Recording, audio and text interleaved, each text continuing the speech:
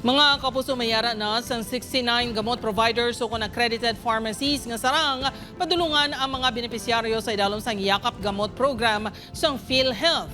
Sunod sa PhilHealth 6 sa Iloilo City, mayara na sang 7, 8 sa Guimaras, 6 sa Antique, kag 6 man sa Aklan. May gamot providers man sa Bacolod City kag pila ka bahin sang Negros Occidental. Sa idalom sang Yakap Gamot Program, may 20,000 pesos nga balor sang libre nga mga bulong ang benepisyaryo sa sulod sang isa ka tuig. Pila lang sa mga balatian nga sakop sang benepisyo amo ang diabetes, hypertension kag asthma. Kinahanglan lang nga mag-resist o kung register online sa PhilHealth member portal o kung sa pinakamalapit nga PhilHealth office.